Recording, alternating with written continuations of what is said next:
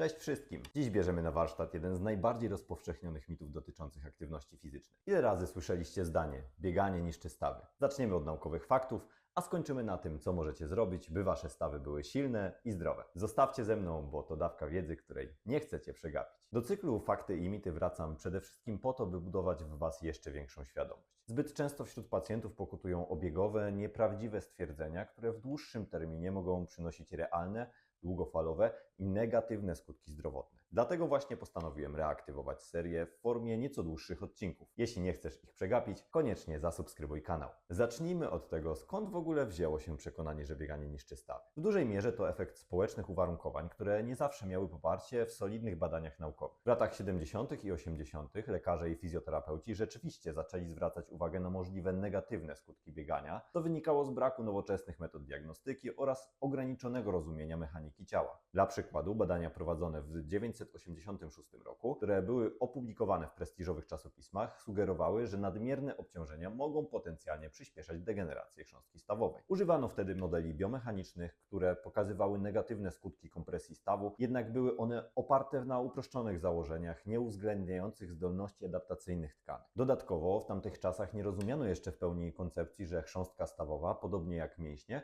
jest zdolna do adaptacji, czyli do wzmacniania się w odpowiedzi na obciążenia, jeśli są one w odpowiednich dawkach. Stąd też popularność teorii, że każde uderzenie o podłoże to cios dla naszych stawów. Warto również wspomnieć, że ten mit jest często powtarzany jako pewnego rodzaju usprawiedliwienie. Ile razy spotkaliście osoby, które chcą deprecjonować bieganie, bo nie są fanami aktywności fizycznej? To mechanizm, który psychologowie nazywają kognitywnym redukowaniem dysonansu. Ludzie tłumaczą sobie, że brak ruchu jest w porządku, a nawet zdrowy, bo przynajmniej nie zniszczę sobie stawów. To działa jak samo usprawiedliwienie, które wzmacnia niechęć do wysiłku i pozwala uniknąć wyrzutów sumienia. Ostatecznie przekonanie o szkodliwości biegania rozlało się na szerokie kręgi społeczne i było powtarzane w nieskończoność w mediach, a także w rozmowach codziennych. Do dzisiaj spotykamy się z tym mitem, który bywa oparty na starych badaniach, nie popartych nowoczesnymi, bardziej aktualnymi metodami naukowymi. Przejdźmy zatem do faktów, które mogą zaskoczyć nawet największych sceptyków. Współczesne badania nad wpływem biegania na zdrowie stawów zdecydowanie przeczą popularnemu mitowi, że bieganie je niszczy. Co więcej, dowodzą one, że bieganie niesie ze sobą liczne korzyści zdrowotne, nie tylko dla układu mięśniowo-szkieletowego, ale również dla układu sercowo-naczyniowego, oddechowego i odpornościowego. Po pierwsze, przyjrzyjmy się konkretnym badaniom. W dużej metaanalizie z 2019 roku, opublikowanej w British Journal of Sports Medicine, obejmującej ponad 125 tysięcy uczestników, naukowcy wykazali, że osoby regularnie biegające mają o 27% niższe ryzyko zgonu z jakiejkolwiek przyczyny w porównaniu do tych, którzy nie biegają. Ponadto inne badania, takie jak te przeprowadzone w 2017 roku przez LOI współpracowników, wykazały, że biegacze mają mniejsze ryzyko rozwoju choroby zwyrodnieniowej stawów niż osoby nieaktywnie fizyczne. Skąd ten efekt ochronny? Tutaj wkracza pojęcie adaptacji tkanek, które odgrywa kluczową rolę. Kiedy biegamy, nasze stawy, chrząstki i kości poddawane są obciążeniom mechanicznym. Te obciążenia, nazywane mechanical loading, są bodźcem dla naszego organizmu, by wzmacniać i odbudowywać tkanki. Wyobraźcie sobie chrząstkę stawową jak gąbkę. Podczas biegu ta gąbka jest ściśnięta, co wspomaga przepływ płynu stawowego, a tym samym dostarcza składniki odżywcze do chrząstki. Podobnie działa to na kości. Bieganie stymuluje ich mineralizację, zwiększa ich gęstość oraz zmniejsza ryzyko osteoporozy. Badania z Journal of Bone and Mineral Research potwierdzają, że regularne obciążenia kości wynikające z biegania są skutecznym środkiem zapobiegawczym przeciwko utrasie macy kostnej. Co więcej, bieganie pomaga wzmocnić mięśnie stabilizujące stawy, takie jak mięśnie czworogłowe uda, co dodatkowo chroni nasze stawy przed urazami. Ale bieganie to nie tylko zdrowie stawów. Ma ono zbawienny wpływ na cały organizm. Weźmy pod lupę układ sercowo-naczyniowy. Bieganie to jedna z najskuteczniejszych ćwiczeń cardio, które poprawia funkcję serca i zwiększa wydolność układu krążenia. Regularny trening biegowy zmniejsza ryzyko nadciśnienia tętniczego, zawału serca i udaru mózgu. W badaniach opublikowanych w American Journal of Cardiology biegacze mieli o 45% niższe ryzyko zgonu z powodu chorób serca w porównaniu do osób nieaktywnych. Układ oddechowy również skorzysta na bieganiu. Podczas biegu nasze płuca muszą pracować intensywniej, co prowadzi do poprawy pojemności płuc i efektywności wymiany gazowej. To szczególnie istotne dla sportowców oraz osób chcących zwiększyć swoją ogólną wydolność. Bieganie wspomaga także układ odpornościowy. Regularna aktywność fizyczna o umiarkowanej intensywności, taka jak bieganie,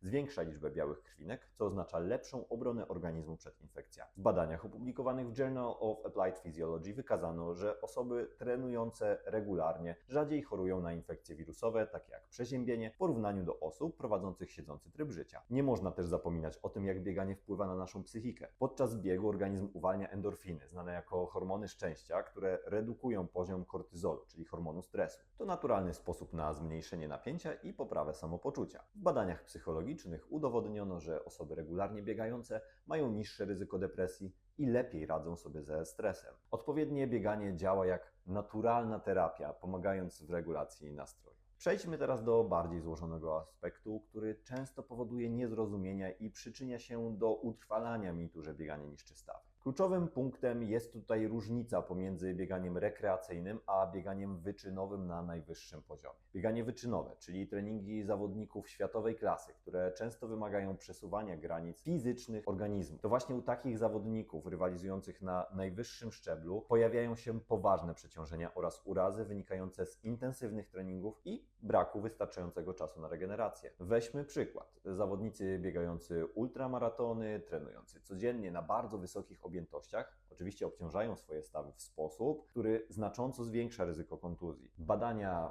opublikowane w Clinical Journal of Sports Medicine wykazują, że ponad 50% biegaczy wyczynowych doświadcza co najmniej jednej poważnej kontuzji w ciągu roku. Te dane oczywiście mogą przyczyniać się do utrwalenia przekonania, że bieganie jest szkodliwe dla stawów, szczególnie gdy widzimy, jak zawodnicy zmagają się z chronicznymi urazami. Jednak bardzo istotne jest podkreślenie, że te problemy dotyczą głównie sportowców najwyższego poziomu, którzy forsują swoje organizmy do granic wytrzymałości. Dla amatorów sytuacja wygląda oczywiście znacznie bardziej optymistycznie. Nawet ci, którzy trenują intensywnie, biegając 4, 5, nawet 6 czy 7 razy w tygodniu, mogą czerpać liczne korzyści zdrowotne, o ile ich treningi są odpowiednio zrównoważone i uwzględniają czas na regenerację. Bieganie amatorskie, nawet na większych kilometrażach, niesie ze sobą adaptacyjne korzyści dla całego organizmu. Nasze ciało jest niesamowicie zdolne do adaptacji. Bieganie poprawia siłę, elastyczność mięśni stabilizujących stawy, wzmacnia więzadła i powięzie oraz zwiększa gęstość kości, co zmniejsza ryzyko osteoporozy. Przykładowo osoby biegające regularnie są również mniej podatne na złamania zmęczeniowe niż osoby nieaktywne. Kluczową rolę w czerpaniu tych korzyści zdrowotnych odgrywa równowaga, odpowiednie proporcje między intensywnością treningów a czasem na odpoczynek. Odpowiedni sen, dobrze zbilansowana dieta bogata w składniki odżywcze i świadome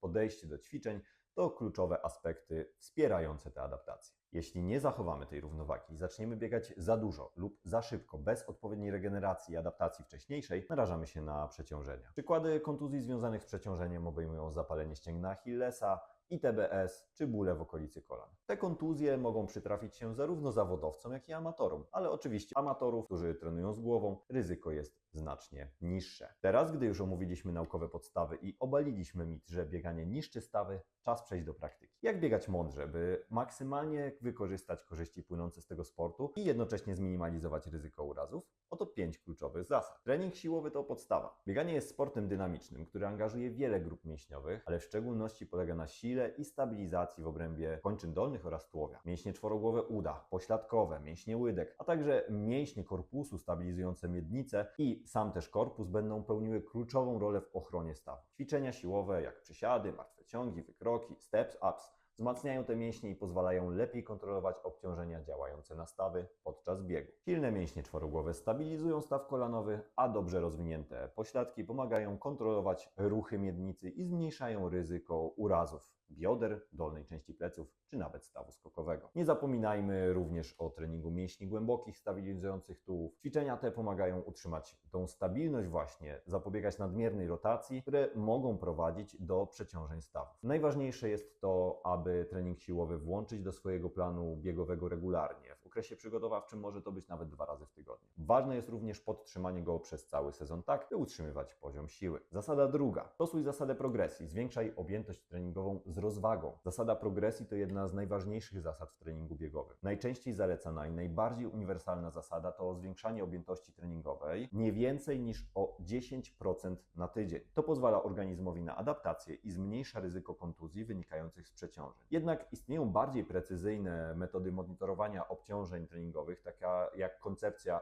Acute to Chronic Workload Ratio. Jest to stosunek obciążeń z krótkiego okresu, na przykład z ostatniego tygodnia, do obciążeń z dłuższego okresu i tutaj macie wzór. Badania, takie jak te opublikowane w British Journal of Sports Medicine, wykazują, że stosunek pomiędzy 0,8 a 1,3 jest najbezpieczniejszy. Wartości powyżej 1,5 mogą zwiększać ryzyko kontuzji. Innymi słowy, nie należy nagle zwiększać intensywności lub objętości treningowej, ponieważ stawy, więzadła i mięśnie potrzebują czasu, aby się wzmocnić i przystosować do nowych wyzwań. Trzecia zasada. Dbaj o regenerację, czyli odżywianie i sen. Regeneracja to fundament zdrowego biegania. Bez niej nie ma mowy o poprawie wyników ani zmniejszeniu ryzyka kontuzji. Regeneracja obejmuje podstawy i kluczowe aspekty. Sen, czyli najważniejszą formę regeneracji. Podczas snu organizm naprawia uszkodzenia oraz wytwarza hormony wzrostu, które wspierają procesy naprawcze. Staraj się więc spać co najmniej 7 do 9 godzin na dobę, aby w pełni wykorzystać zdolności regeneracyjne. Odżywianie. Dostarczaj organizmowi odpowiednich składników odżywczych, takich jak białko, które wspomaga regenerację mięśni, oraz węglowodany, które